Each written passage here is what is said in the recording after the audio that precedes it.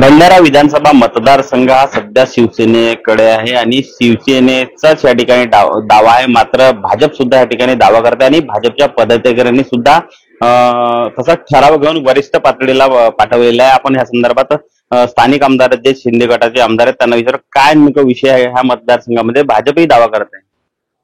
आता प्रत्येक पक्षाचा दावा करण्याचा तो अधिकार आहे त्यांचा आणि ते त्या अधिकाराचा वापर करून ते दावा करतात.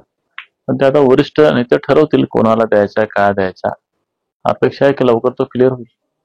नक्कीच ज्या मतदारसंघात ज्यांचा आमदार आहे त्यांनाच तो मतदारसंघ दिला जाणार आहे. मात्र भाजप या ठिकाणी दावा ठोकून राहिली. त्यामुळे महायुतीमध्ये बिघाडी होणार तर नाही ना.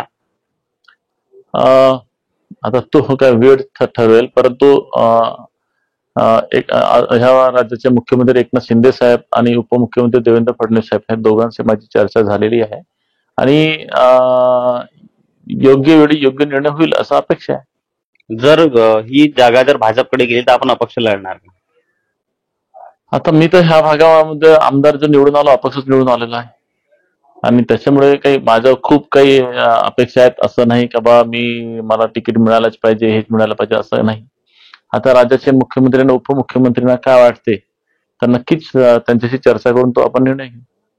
नक्कीच हा मतदारसंघ जरी शिवसेनेचा असला मात्र अपक्ष निवडून आलेले आमदार नरेंद्र भोंडेकर मात्र सध्या शिंदे गटामध्ये आहेत. त्यामुळे पक्षाची तिकीट मिळो अथवा नको मिळो त्यांच्या अपक्ष लढण्याची तयारी त्यांनी दर्शवलेली आहे. त्यामुळे आता येणारी विधानसभा ही कुणाच्या पारड्यात जाते ते पाहणं महत्वाचं ठरणार आहे. प्रवीण तांडेकर, जी 24 तास, भंडारा.